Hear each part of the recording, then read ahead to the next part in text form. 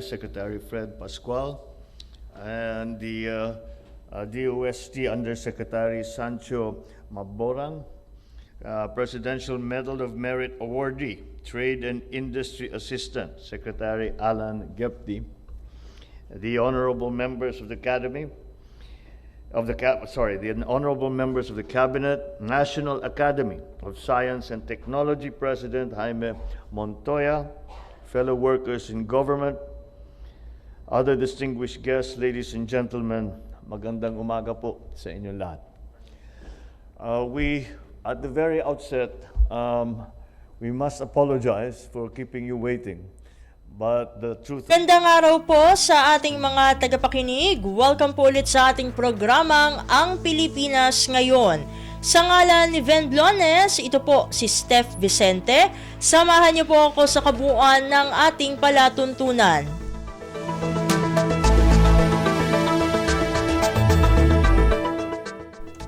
Tulad ng dati, mapapakinggan po ang ulat ng ating mga kapatid na himpilan sa probinsya, ang ating mga segmentong balitang negosyo at kalakalan, balitang sports, at balitang artista maging ang ilan sa mga pangunahing balita mula dito sa ating bansa. Yan po sa kabuuan ng ating palatuntunan, Ang Pilipinas Ngayon. Mga kaganapan sa Kamaynilaan at mga kalapit na lalawigan dito sa Ang Pilipinas Ngayon.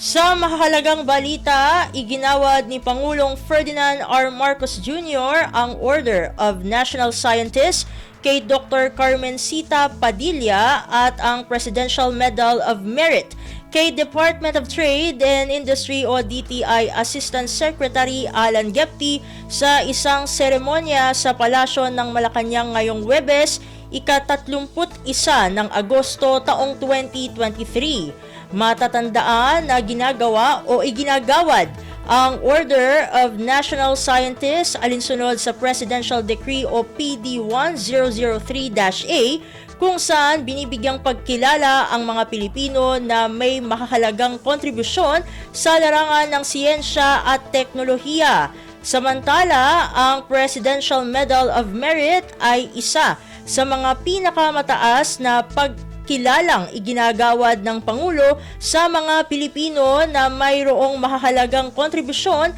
sa nation building at government service. Narito ang naging mensahe ni Pangulong Ferdinand R. Marcos Jr. sa nabanggit na seremonya. Thank you very much.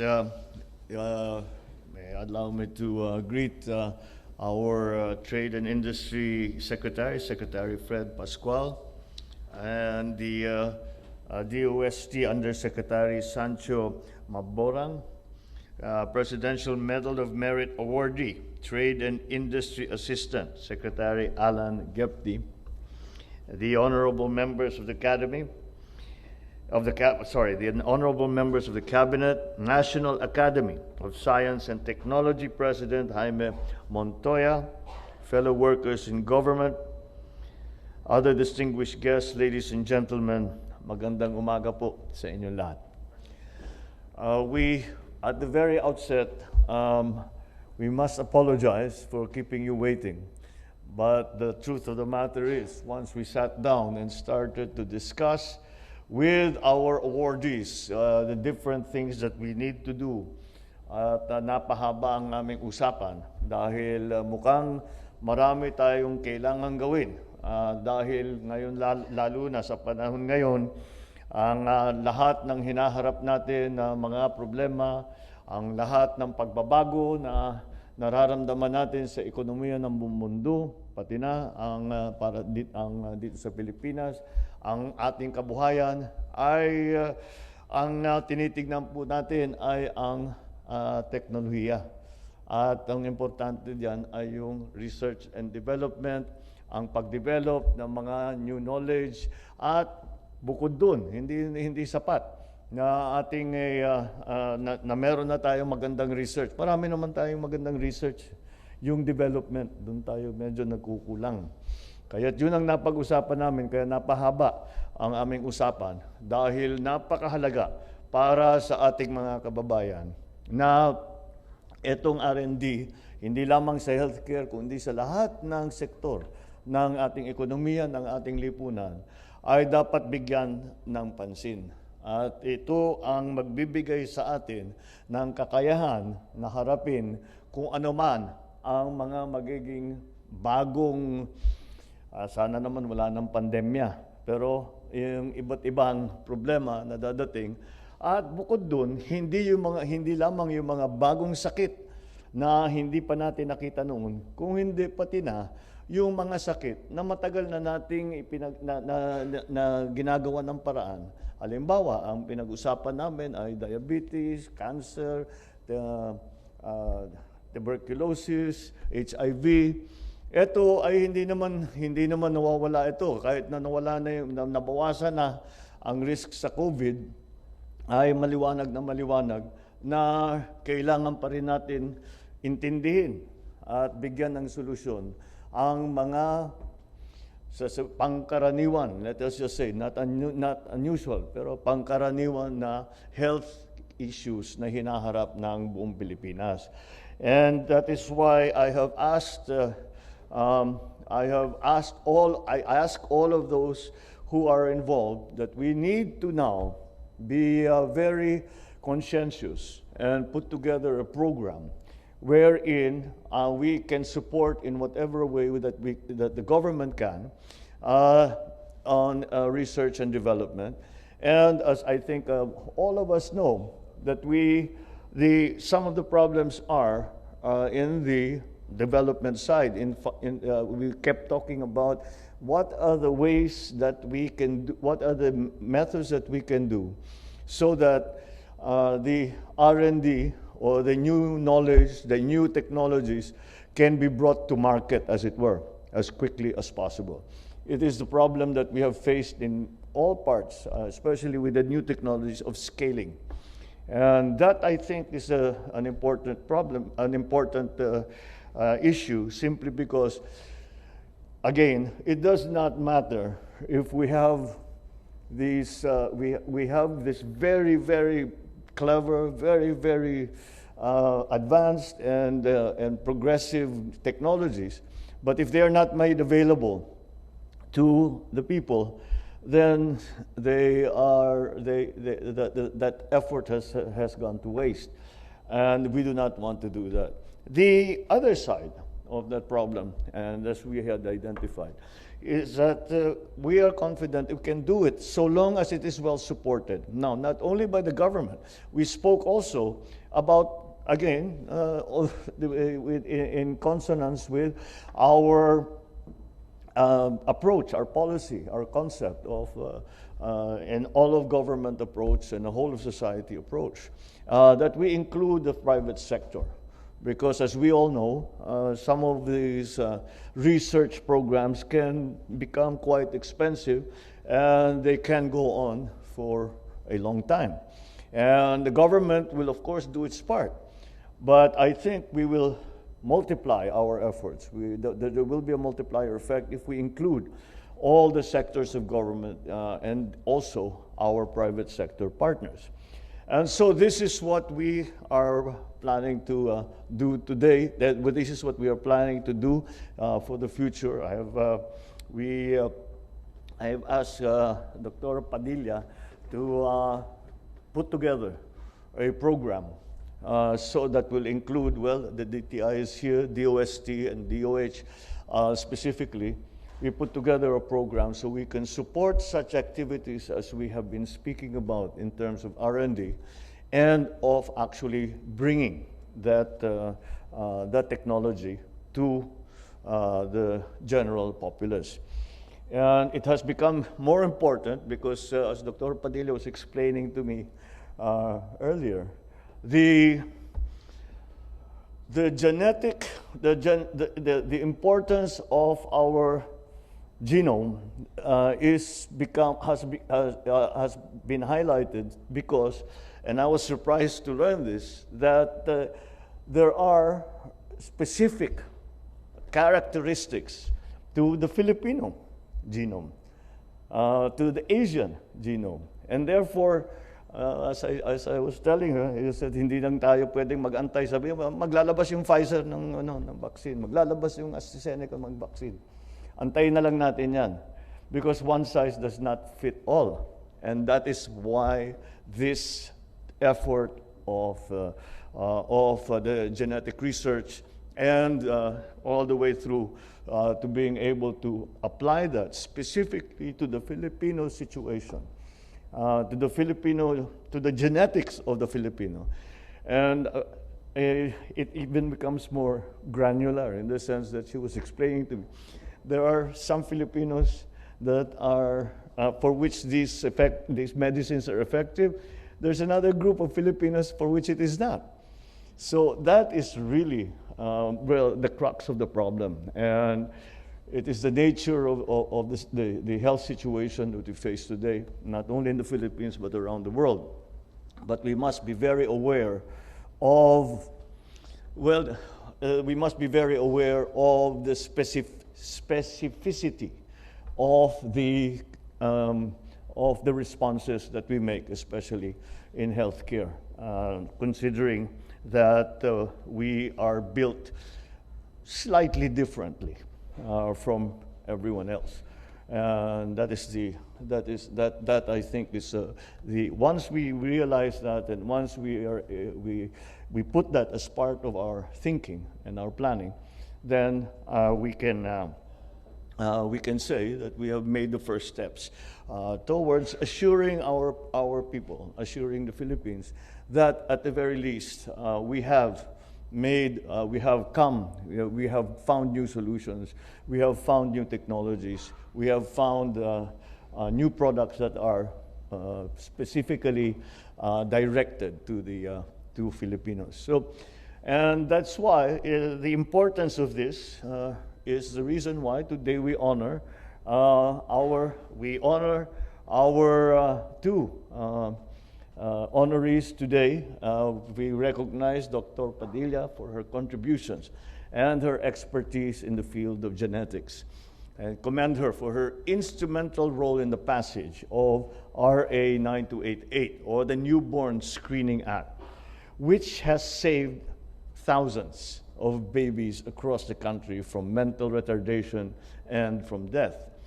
Not only that, Dr. Padilla's work was also vital in the crafting and passage of another law, Republic Act 10747, or the Rare Diseases Act of 2016. More recently, Dr. Padilla spearheaded the establishment of the Philippine Genome Center, which played an essential role during the COVID-19 pandemic. The Philippine Genome Center was at the forefront of the country's pandemic response and provided the government and the country's policymakers with the information that we need to better understand the virus and implement measures to limit and manage its spread. Meanwhile, we also commend Assistant Secretary Gepti for being an invaluable force in the negotiations and the eventual ratification of that most important treaty, the Regional Comprehensive Economic Partnership, or RCEP, which has included now the Philippines into the biggest trade bloc in the world. This should open opportunities for Filipinos and the Philippine companies to export trade and services to a market exceeding 2 billion people that are within the RCEP region. Under the RCEP, the Philippines will be able to source raw materials and intermediate goods from fellow RCEP countries, process products locally, and then export those products back out to other RCEP countries at a preferential rate. Our participation in RCEP will strengthen our linkages in regional supply chains and serve as a catalyst for attracting more foreign direct investments into the country. Both Dr. Padilla and ASEC Gepti exemplify what it means to be a public servant, and these awards are our form of recognition and a testament to that service. Their service goes above and beyond typical duties and responsibilities, and their achievements have created and will continue to create a positive and lasting impact.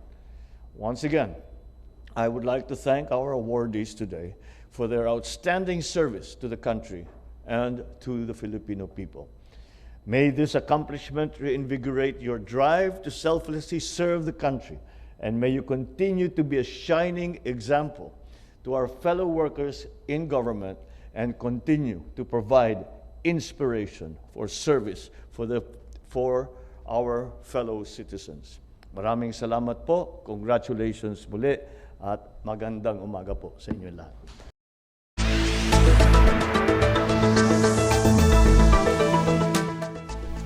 Si Pangulong Ferdinand R. Marcos Jr. Pasada ng mga balita mula sa Pilipinas para sa mga Pilipino saan man sa mundo. Ang Pilipinas Ngayon.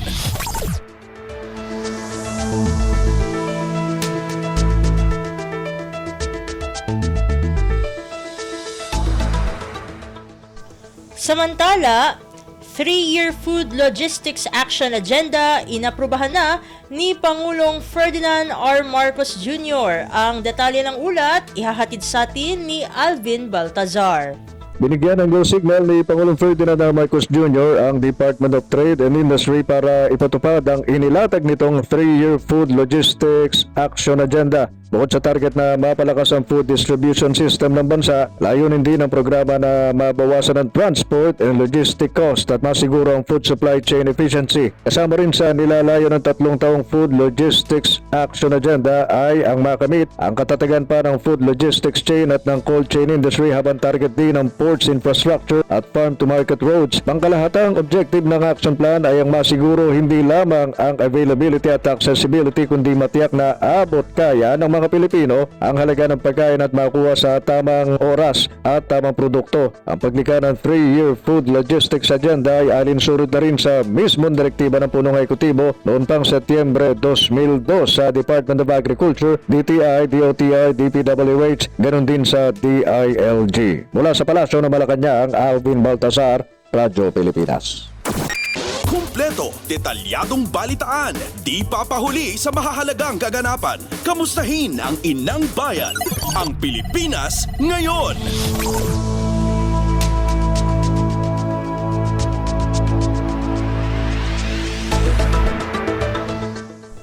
Sa iba pang mga ulat, nakikiramay si Pangulong Ferdinand R. Marcos Jr. sa mga naulilang pamilya ng yumaong veteranong mamamahayag na si Mike Enriquez.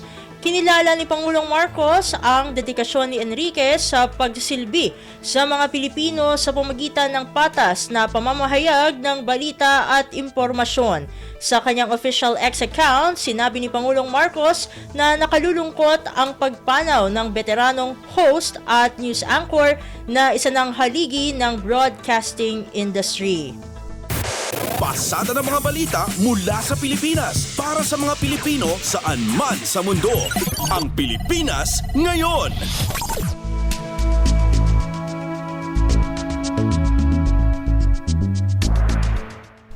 Sa iba pang mga balita, Pangulong Ferdinand R. Marcos Jr. positibo sa tinatahak na direksyon ng pakikipagkalakalan sa European Union sa pangkalahatan. United Kingdom nagpahayag ng pagiging bukas upang mamuhunan sa Pilipinas. Nagbabalik si Alvin Baltazar para sa detalye. Hindi man nakakabalik pa sa level ng pre-pandemic ang pakikipagkalakalan ng bansa, positibo naman si Pangulong Ferdinand R. Marcos Jr. na dito na patahak ang direksyon kung trade ang pag-uusapan.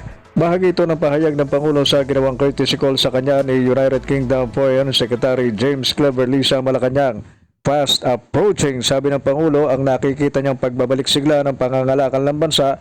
At sa yuktong ito ng post-pandemic ay ang pagbubukas ng oportunidad sa kalakalan sa European Union sa pangkalahatan.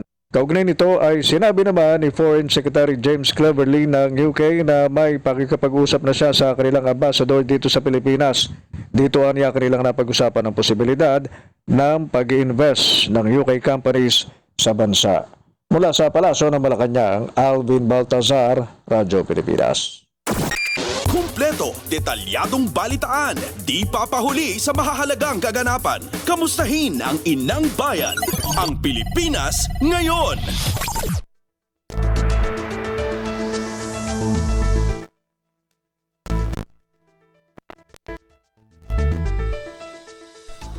Samantala, isasagawang urban development ng Administrasyong Marcos sa Pasig River hindi basta plano lamang ayon sa Housing Czar. Ang kabuang balita ihahatid sa atin ni Raquel Bayan.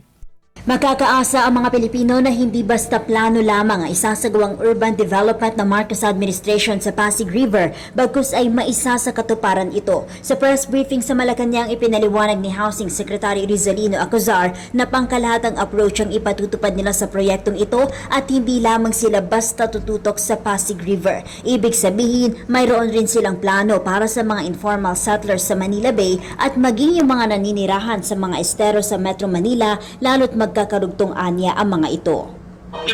Proyekto mo yan, kumpletuhin mo. Pag kinumpleto mo, dapat may proyekto ka sa Estero, may proyekto ka sa Pasig River, sa Laguna de Bay, Manila Bay.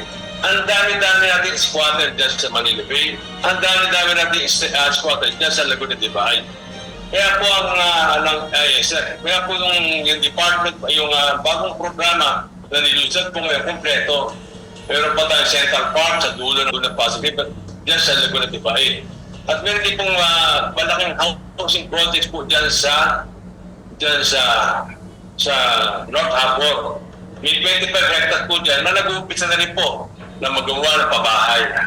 Sabay po yan. Hindi po pwedeng one at a time kasi makakagugto nga po sila. Mula sa Malacanang, ito si Raquel Bayan para sa Radyo Pilipinas. Pasada ng mga balita mula sa Pilipinas para sa mga Pilipino saan man sa mundo. Ang Pilipinas ngayon.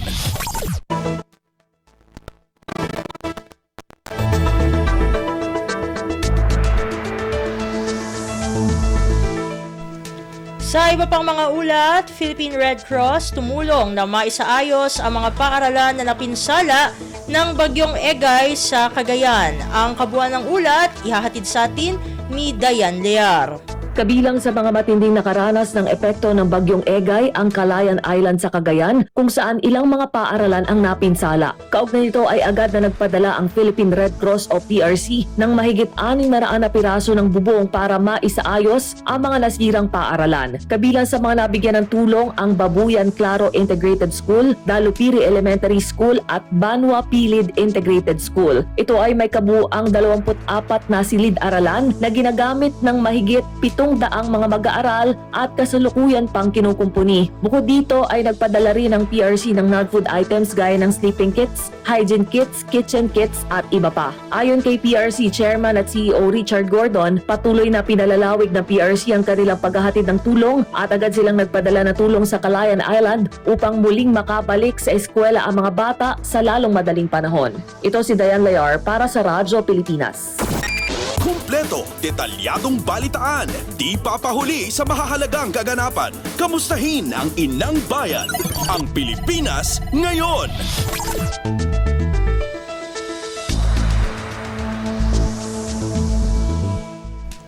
Sa iba pang mga balita, 2022 Census of Agriculture and Fisheries lalarga na sa Setyembre ayon sa Philippine Statistics Authority. Ang detalye, ihahatid sa atin ni Mary Ann Bastasa.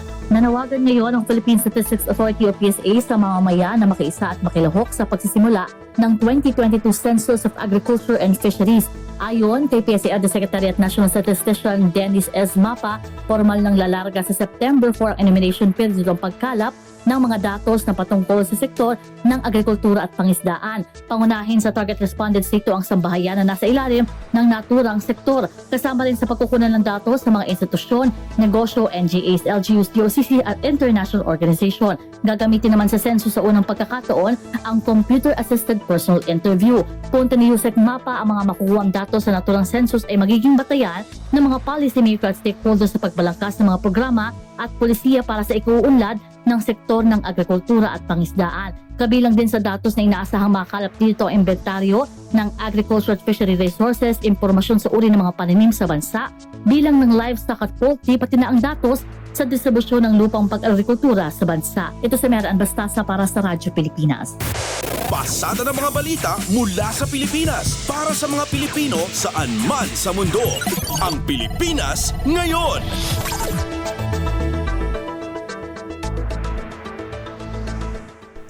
Samantala, mga kumpanyang Hapon hinihikayat ng Department of Transportation para lumahok sa bidding para sa public-private partnership projects. Ang kabuang balita ihahatid sa atin ni J. Mark Dagala. Patuloy ang ginagawang panliligaw ng Department of Transportation o DOTR sa pangunguna ni Secretary Jaime Bautista sa mga Japanese company para mamuhunan sa Pilipinas. Sa kanyang pagdalo sa Philippine Investment Opportunities Forum sa Tokyo, 3 proyekto sa ilalim ng Public-Private Partnership o PPPs ang kanyang iniaalok sa mga negosyanteng Hapon. 2 niya sa mga ito ay sa ilalim ng railway sector habang may isa naman sa aviation o airports na ang bidding ay malapit ng buksan. Sinabi pa ni Bautista na iniimbitahan din nila ang mga pribadong kumpanya na lumahok sa bidding para sa operations and maintenance contract ng Metro Manila Subway Project gayon din na North-South Commuter Railway Project. Para sa MMSP, nagkakahalagaan ng 76.89 billion pesos ang operations and maintenance sa project sa mga estasyon, depot at subway trains sa 36 na kilometrong railway sa loob ng 15 taon. 204.6 billion pesos naman ang halaga ng proyekto para sa North-South Commuter Railway para sa operations and maintenance project nito habang sa NAIA ay nagkakahalaga naman ng 170.6 billion pesos. J. Mark Dagala, Radyo Pilipinas. Kumpleto, detalyadong balitaan, di papahuli sa mahahalagang kaganapan. Kamustahin ang inang bayan, ang Pilipinas ngayon.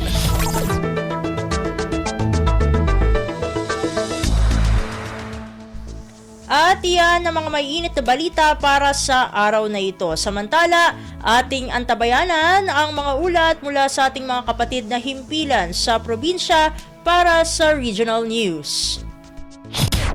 Balita mula sa lalawigan sa bawat rehiyon ng ating bayan. Dito sa Ang Pilipinas Ngayon.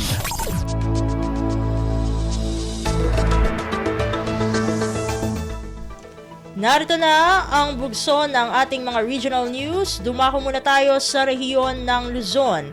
Inilikas na pamilya sa lungsod ng Lawag, umabot na sa 133. Ang kabuuan ng ulat, ihahatid sa atin ni Jude Pitpitan mula sa Lawag. Umabutan iti 133 a pamilya wenno 400 a katao ti imbakwit ti lokal a gobyerno diti syudad ti Lawag. Dagiti nga evacuees ket naggapo iti Metro Gabo Lawag City. Gapo pa lang ti panagregaay ti sumagmano nga paset ti dike iti igid ti Padsan River. Adapay ti waiting shed nga arig na inalulon ti nasao nga karayan. Dagiti nadakamat nga evacuees ket naserben iti relief goods manipod ti Social Welfare and Development Office. Manay ti dato nagpanawagan ni CDRRM Officer Jerry Fermin dito syudad ti Lawag kadagiti residente nga adda ti high risk area kas kuma kadagiti nababapasat ti syudad ken igid ti karayan anasken a mapandan iti evacuation center in paganatgat ti opisyal asaan na kayat a mapasamak ti kadaksan a sitwasyon sakbay nga agtingnay dagitoy at tumalaw ti pagtaenganda. Manipod, RP Lawag, Jude Pitpitan, Radyo Pilipinas World Service. Balita mula sa lalawigan sa bawat rehiyon ng ating bayan. Dito sa Ang Pilipinas Ngayon.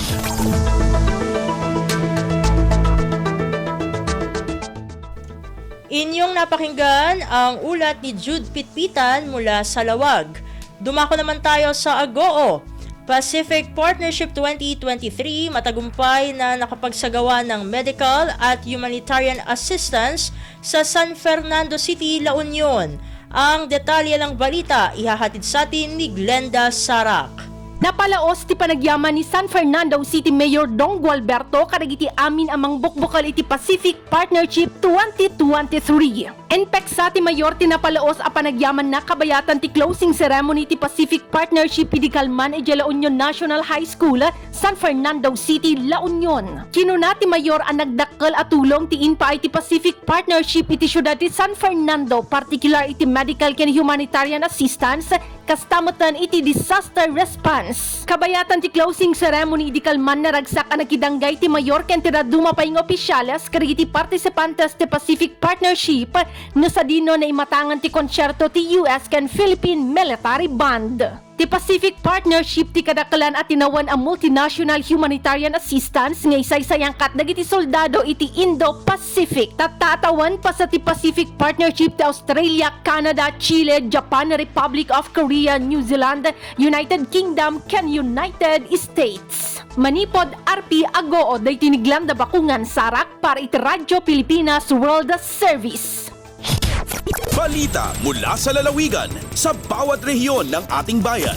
Dito sa Ang Pilipinas Ngayon.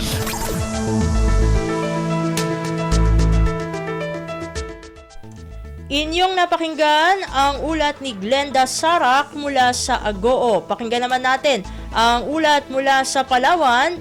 Drag artist na si Pura Luca Vega nais na ring gawing persona non grata sa Palawan. Narito si RJ Sabuero para sa balita. Ing presentar i-board member Winston Arzaga sa Konseo ang probinsya ang Palawan ang pagdeklara persona non grata batok sa drug artist na si Pura Luca Vega dading adlaw. Sa privilege speech ang bukal ingkon na nabeken matinlo ang igbuwat sa pag-South Vega sa isarang bar na kung sadin ingkanta na ang rock version ang ama namin mainstras na sakot na costume ang itim na Nazareno. Sa katatapos lang ang pagselebra apat kadagon ang Kristyanismo sa Palawan, maraking opisyales na akakita saan ang igbuat. Alindigi sa Puerto Princesa sa Palawan, ito si RJ Sabuero para sa Radyo Pilipinas World Service. Balita mula sa lalawigan sa bawat rehiyon ng ating bayan. Dito sa Ang Pilipinas Ngayon.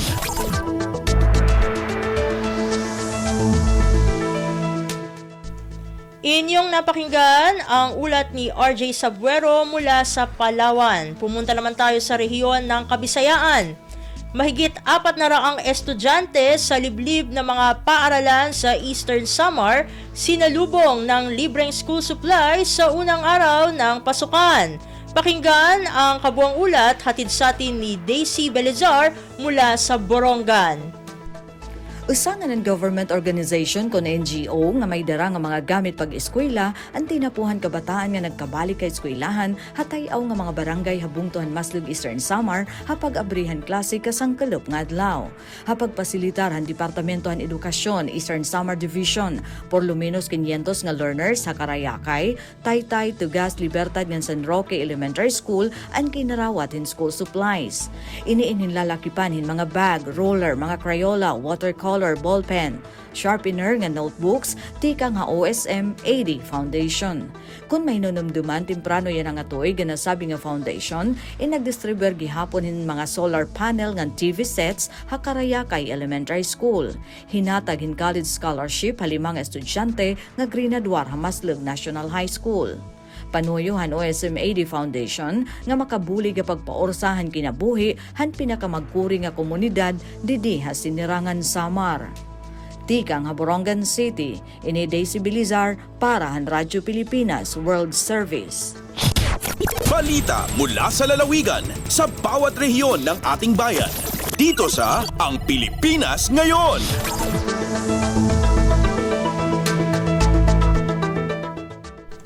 Inyong napakinggan ang ulat ni Daisy Belizar mula sa Borongan. Dumako naman tayo sa Sogod. Oplan pagpahibalo ug kagawasan isinagawa ng 14th Infantry Brigade sa lungsod ng Baybay. Ang detalye ng balita ihahatid sa atin ni Ruel Bugnos.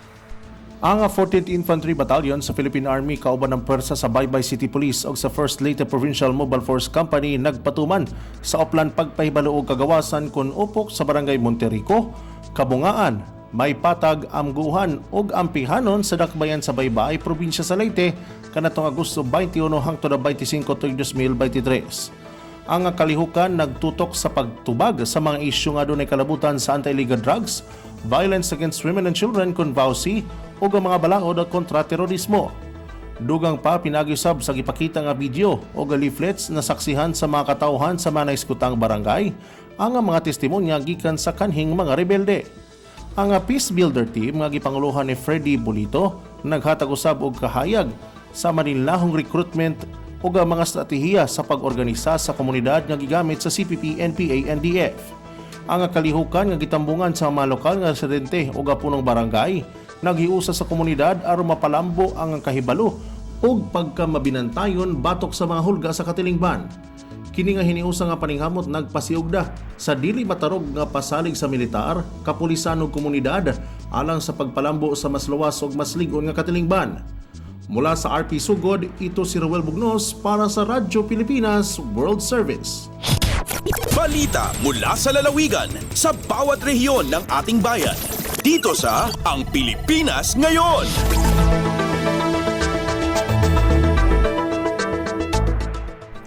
Inyong napakinggan ang ulat ni Ruel Bugnos mula sa Sogod. Pumunta naman tayo sa rehiyon ng Mindanao. Karagdagang silid-aralan sa West City Central School itatayo na.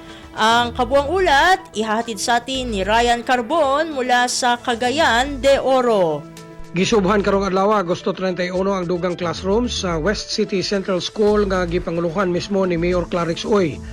Ang upat ka andana 8 ka classroom building adunay built-in multimedia package nga naglangkob sa smart TV, projector, sound system ug desktop computer.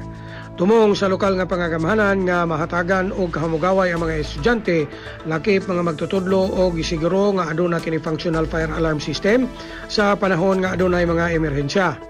Ang bag-ong tukuron nga struktura makatabang sa pagtubag sa kasamtangang emergency classes diin usa sa mga hinungdan sa classroom shortage nga nasinati sa DepEd dinhi sa Dakbayan.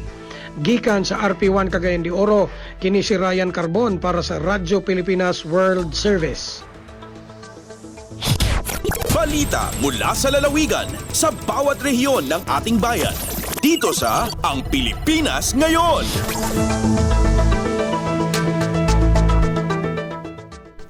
Inyong napakinggan ang ulat ni Ryan Carbon mula sa Cagayan de Oro. Dumako naman tayo sa Zamboanga. Lokal na pamahalaan ng Zamboanga tuloy-tuloy ang pamahagi ng dagdag na benepisyo sa ilalim ng Social Amelioration Program para sa mga senior citizen sa Zamboanga City. Pakinggan ang detalye ng balita na ihahatid sa atin ni Shirley Espino. Continua el dalida de ayuda financial na mga senior citizen na kinasyudad Zamboanga baho na Social Amelioration Program ng gobyerno lokal. Resentamiento lang alcanza ng mas de 1,000 mga senior de Coruan, Moti y Buenavista, el recibí el 1,000 de peso kada uno durante el sub-payout kay ang kabasa el City Social Welfare and Development Office y City Treasurer's Office. Baho na mensyon ang programa ng gobyerno lokal, todo mga senior citizen na Zamboanga tiene trabajo o pensyon anuway ay pwede recibir el aumento beneficio estaba na LGU kada quarter. Si acorda el gobierno local y aloca fondo na cantidad de 100 milyon de peso estaba na 2023 supplemental budget para na 100,000 mga senior citizen na syudad. Desde aquí na syudad de Zamboanga, este si Shirley Espino para na Radyo Pilipinas World Service. Balita mula sa lalawigan sa bawat rehiyon ng ating bayan. Dito sa Ang Pilipinas Ngayon.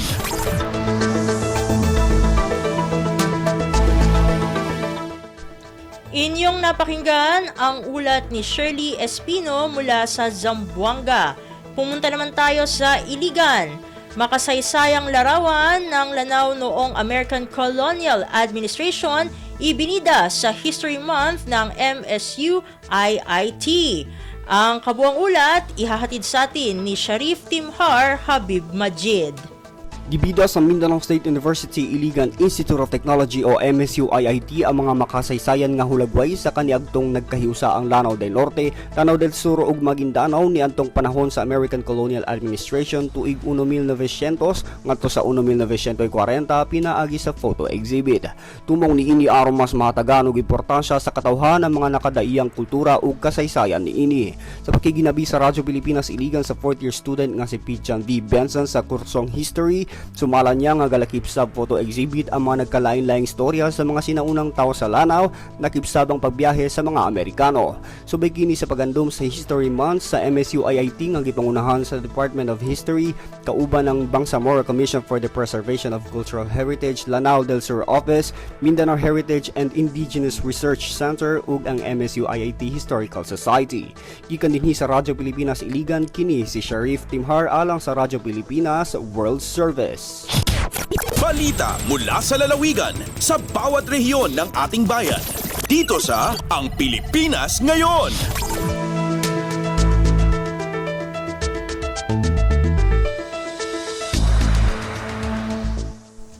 At inyong napakinggan ang ulat ni Sharif Timhar Habib Majid mula dyan sa Iligan. Dito na natatapos ang ating regional news. Narito naman ang ating segmentong Balitang Negosyo at Kalakalan na ihahatid sa atin ng ating kasamang si Win Peñano. Lagay ng ekonomiya, kalakalan, negosyo at iba pa. Atin ang alamin dito sa Ang Pilipinas Ngayon. Magandang araw, narito na ang mga nangungunang balita sa larangan ng pagnenegosyo at kalakalan. Walang malawakang basihan at magbibigay lamang ng alalahanin. Ito ang pananaw ng ilang business leaders sa ilang forecasts na nagsasabing sisipang muli ang inflation ngayong Agosto at sa mga susunod pang buwan.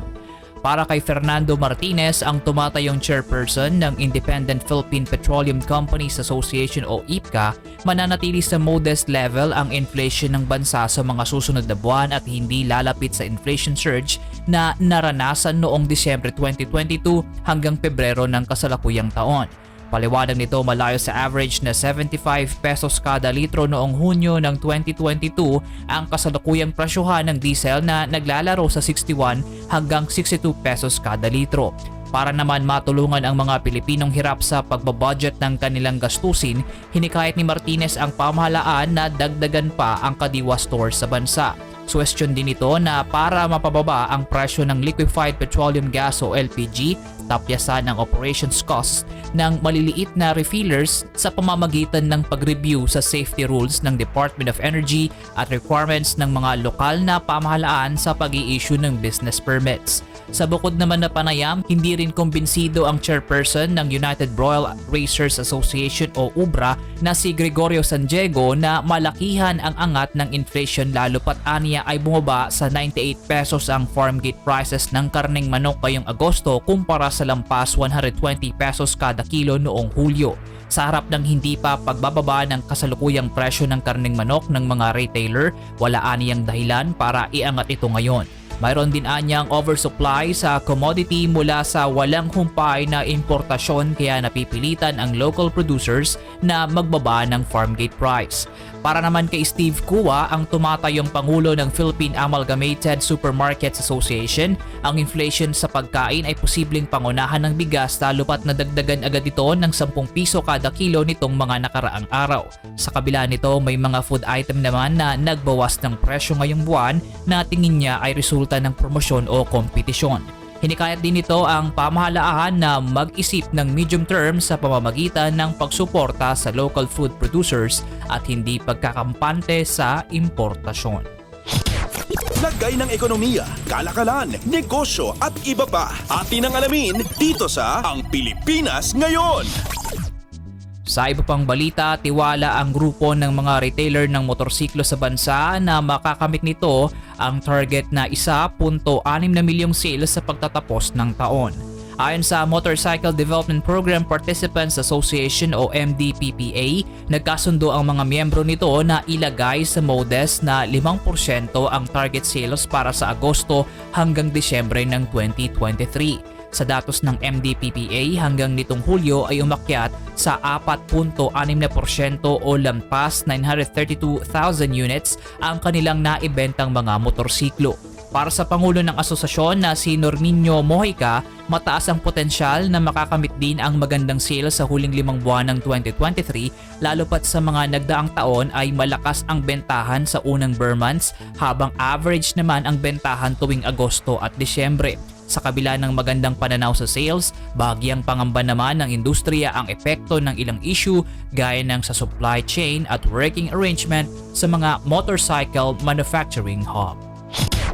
Lagay ng ekonomiya, kalakalan, negosyo at iba pa. Atin ang alamin dito sa Ang Pilipinas Ngayon.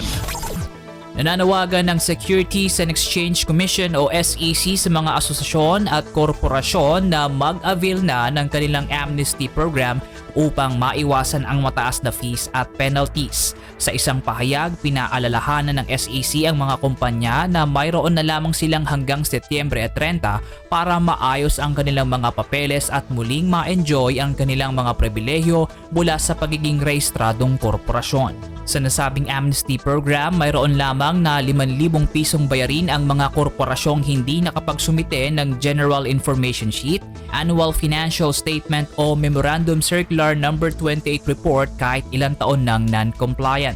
Sa mga suspendido o na-revoke ang rehistrasyon, kalahati lamang ng kabuang multa at penalties ang kanilang babayaran, dagdag ang 3,060 pesos na petisyon para tanggalin ang ipinataw na suspensyon o rebokasyon. Una nang inilagay ang deadline ng amnesty program noong Hunyo 30 na kalaunan ay pinalawig hanggang Setyembre 30 ngayong taon.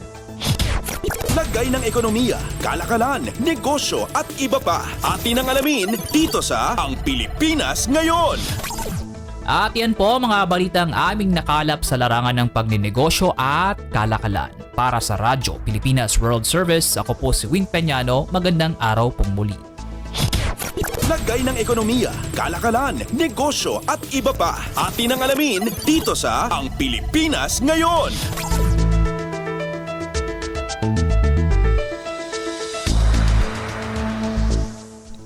Maraming salamat, Win, para sa ating segmentong Balitang Negosyo at Kalakalan. Narito naman ang segmentong Balitang Sports na ihahatid sa atin ng ating kasamang si Leo Magpayo. Updates at pinakahuling mga usapin sa mundo ng palakasan. Atin ang pakinggan dito sa Ang Pilipinas Ngayon.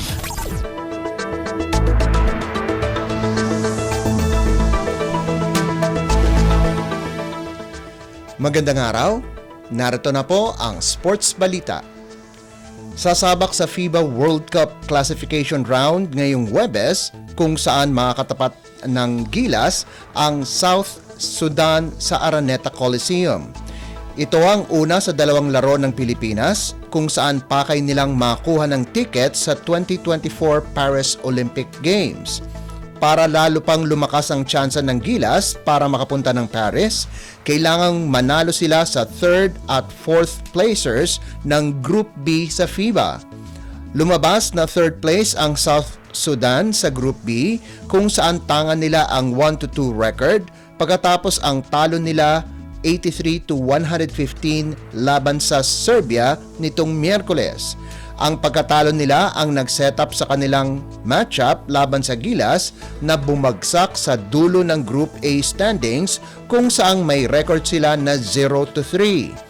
Ang susunod naman nilang makakalaban sa classification ay ang 4th placer ng Group B at ito nga ang China.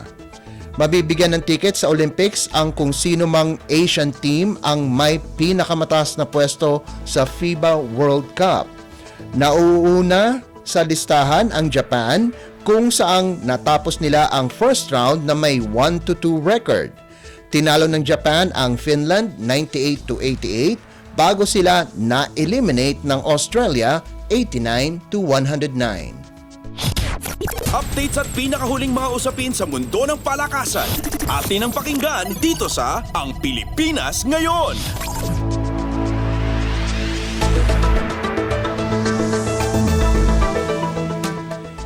Pinangunahan ni Casey Dongalio ang University of the East sa nagawa nitong 37 puntos para mapanatiling malinis ang record ng Lady Warriors laban sa Perpetual Help sa loob ng 5 sets. Sumandigan ang UE kay Dongalio pagkatapos lumabas ng laro si Jelay Gahero dahil sa masamang pagkabagsak noong second set para kunin ang dalawang huling sets 25-21, 24-26, 24-26, 25-22 at 15-12 laban sa Perpetual sa 2023 V-League Women's Collegiate Challenge. Nanguna naman sa blocking department si Riza Nogales ng Lady Warriors sa nagawa nitong 6 na blocks para bigyan sila ng pagkakataon na makapasok sa semis tangan ang 4-0 baraha. Bumagsak naman sa 2-2 record ang Lady Altas sa pangunguna ni NCAA Season 98 Most Valuable Player Mary Rose Dapol na kumana ng 23 puntos at 16 na puntos mula kay Shaila Omipon. Susunod na makakarap ng Lady Warriors ang Lyceum of the Philippines University Lady Pirates itong darating na linggo. Samantala, sinundan naman ng Far Eastern University Lady Tamaraws ang yapak ng UE kung saang nakakuha nila ang kanilang ika-4 na panalo pagkatapos suwagin ang Lady Pirates 25-17, 25-16, 23-25 at 25-19 para lalong mapatibay ang kanilang tsansa sa semifinals. Gumawa ng 16 na excellent sets si playmaker Tin Ubaldo at nakalikom ng 13 puntos si Keisha Bedonia para sa Lady Tamaraws. Sayang naman ang nagawang 14 na puntos nina Janeth Tulang at Jonah Dolorito bawat isa sa Lady Pirates kung saan sinamahan nila ang San Sebastian College Lady Stags sa ilalim ng standings na may kaparehong 0-4 marka. Updates at pinakahuling mga usapin sa mundo ng palakasan. Atin ang pakinggan dito sa Ang Pilipinas Ngayon.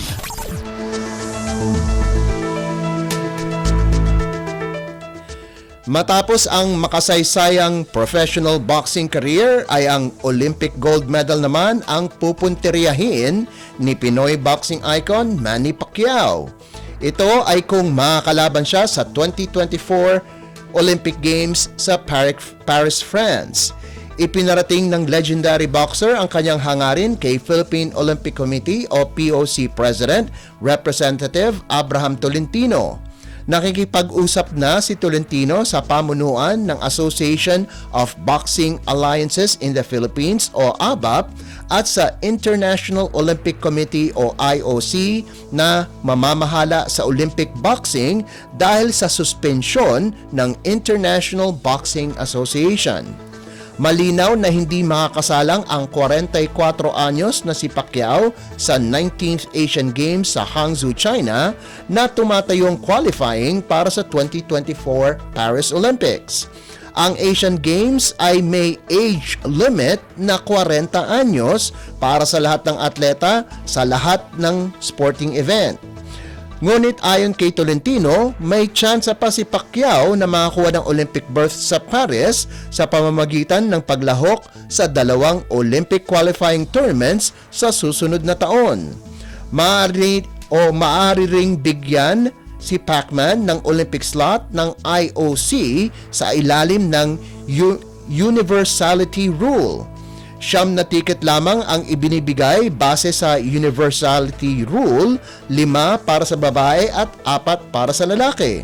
Sakali ay si Pacquiao ang magiging ikalawang pro o professional boxer sa ABAP matapos si Tokyo Olympics bronze medalist Yumir Felix Marshall na lumalaban sa middleweight division. Pinapayagan na sa Olympics ang paglalaro ng mga professional boxers kung saan 43 mula sa kabuang 186 na kalahok ang sumabak sa Tokyo Games ay mga professionals. Updates at pinakahuling mga usapin sa mundo ng palakasan. Atin ang pakinggan dito sa Ang Pilipinas Ngayon.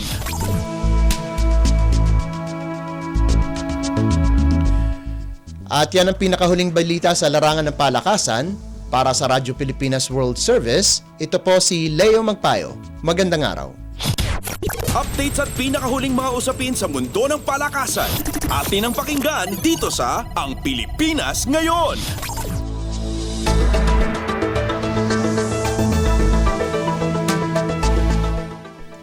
Maraming salamat, Leo, para sa ating segmentong Balitang Sports. Samantala, narito na ang mga latest chika sa ating segmentong Balitang Artista kasama ang nag-iisang si Mama JT.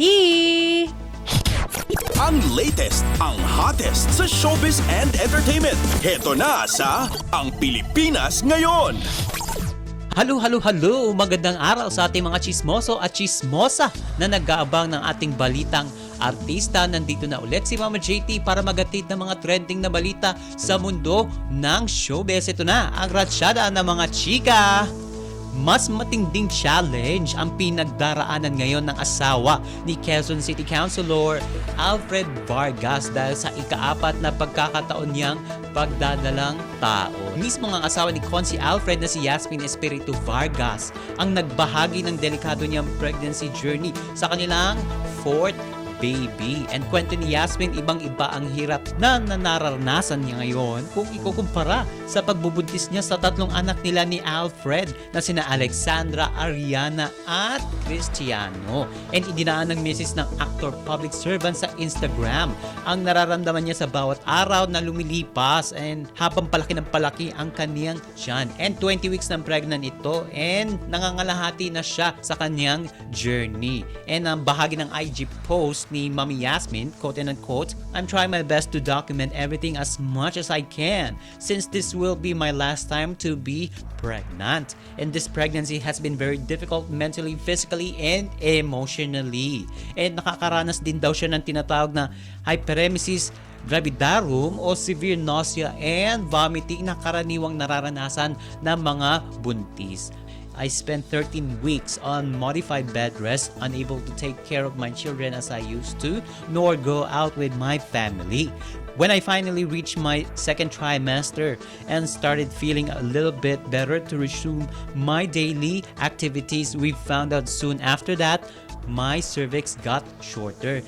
Ang paglalahad ni Mami Yasmin. And dugtong pa niya, quote and unquote, "I now have to go back to modified bed rest and have to take isosilan and progesterone for the remaining months of my pregnancy and praying so hard for a miracle, keeping the faith that it will not get any shorter and hope to reach full term or at least 35 weeks like with Cristiano. And I'm exhausted but mahal na mahal ka namin, anak.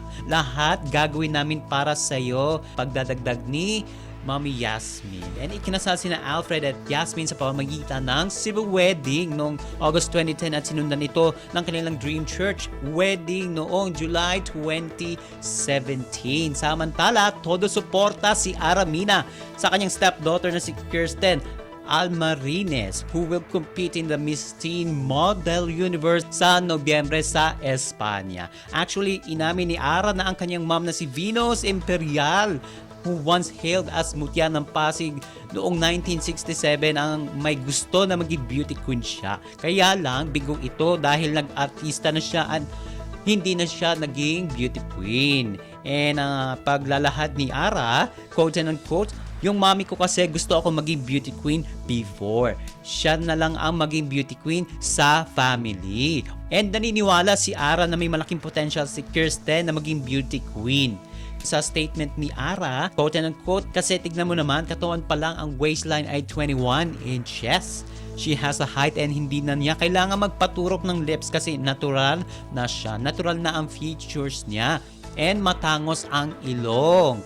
And para kay Ara, hindi lang beauty and brain si Kirsten dahil meron din itong ginintuang puso. And say ni Ara, quote and unquote, "I didn't really experience being a beauty queen, but I guess ang tip ko lang na maibibigay is for her to be confident, to be herself, be transparent and not to be pretentious." And bongga si Kirsten, mag-aaral lang naman siya kasi sa University of British Columbia where she would take up political science next month. And ang sinabi dyan ni Kirsten, "I'm taking up political science because I am interested in the justice system and pursuing a career in law. I want to pursue that other side of me because I am not just an aspiring model or pageant queen. I'm very interested in the study of law." And handpicked si Kirsten ni Miss Teen International Philippines Organization headed by Charlotte Bianco. Today, these are the existing franchise of MT IP. Ito ang Miss Teen International, Miss Teen Model International, Miss Teen Universe, Miss Teen Earth, Miss Teen Global, Miss Teen Model Universe, and Miss Teen Grand Philippines. And upcoming competition will be Miss Teen Global in Brazil sa October and Miss Teen Model Universe in Spain sa Nobyembre at ang Miss Teen Universe sa Colombia sa Nobyembre din. Ang nakakaloka dyan, hindi in-inform ni Kirsten ang organizer na siya ang stepdaughter ni Aramina because she wants to accomplish this on her own. And aminado si Kristen na dream niya ang maging beauty queen. Nag-join nga siya sa isang school pageant noon pang 2010. And ang quote pa dyan ni Kirsten, quote and unquote, "I believe that my pageant journey has always been a long time coming. I believe that we're given dreams for a reason. And it's up to us what action we're gonna make." And OMG, wala na tayong oras para sa ating balitang artista. Maraming salamat mga kachismis sa pakikinig sa aking mga chika for today. Ako po si Mama JT para sa Radyo Pilipinas World Service. Ang latest, ang hottest sa showbiz and entertainment. Heto na sa Ang Pilipinas Ngayon.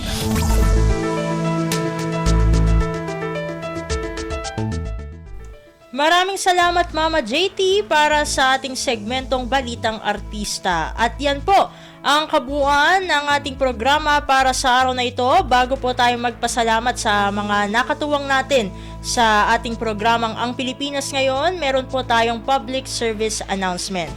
Tinatawagan namin ng pansin kung sino man po ang nakakakilala kay Michael Francis Ancaya Atienza at Jeff Ponteres Atienza na mangyaring makipag-ugnayan po sa Department of Foreign Affairs o DFA Consular Office sa Dasmariñas.